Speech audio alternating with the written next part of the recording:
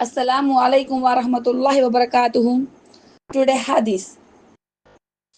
ఇబ్నుల్ కయ్యిం రహిమహుల్లా అన్నారు, ఒక్క సంవత్సరం మొత్తం చేసిన కార్యాలు షాబాన్ నెలలో అల్లాహ్ వైపు సమర్పించబడతాయి.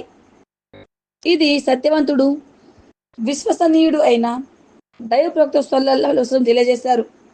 షాబాన్ అనేది కార్యాలు పైకి తీసుకువెళ్ళబడిన నెల అని, ఒక వారపు కార్యాలైతే ప్రతి సోమవారం మరియు గురువారం అల్లాహ్ ఎదుట ఉంచబడతాయని, ప్రతిరోజు కార్యాలు రోజు చివరిలో అలాగే రాత్రి చివరిలో అల్లాహ్ యొక్క ఎదుట ఉంచబడతాయని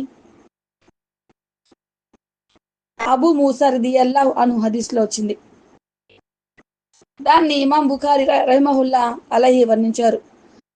మరణ సమయం వచ్చినప్పుడు మన మొత్తం జీవితపు కార్యాలు ఒకేసారి అల్లాహ్ ఎదుట ఉంచబడతాయి.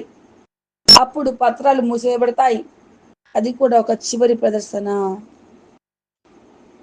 దీంతో మనకేం తెలిసింది? మన జీవితం అల్లాహ్ ఎదుట నిరంతరం సమీక్షలోనే ఉంటుంది. రోజు, ప్రతి వారం, ప్రతి సంవత్సరం, చివరికి మొత్తం జీవితం. అవునా కదా? కాబట్టి ఈ షాబాన్ నెల ప్రత్యేకత ఏమిటంటే, పూర్తి సంవత్సరపు కార్యాలు ఈ నెలలోనే ఎత్తబడతాయి అల్లాహ్ దగ్గరికి. అందుకే దైవ ప్రవక్త సల్లల్లాహు అలైహి వసల్లం ఈ నెలలో ఉపవాసం ఎక్కువగా పాటించేవారు. తమ కార్యాలు ఉపవాస స్థితిలో ఎత్తబడాలని కోరుకునేవారు.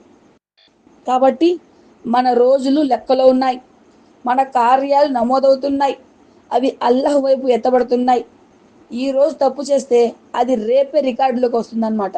ఈ వారం మారితే వారం కార్యాలు సమర్పించబడతాయి.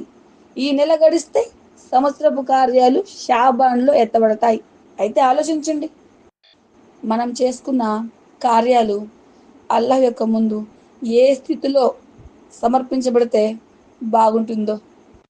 అయితే అల్లాహ్తో ఒక చిన్న దువా, ఓ అల్లాహ్, మా కార్యాలు నీకు ఇష్టమైన స్థితిలో నీ వైపు సమర్పించబడేలా మాకు సహాయం చేయి.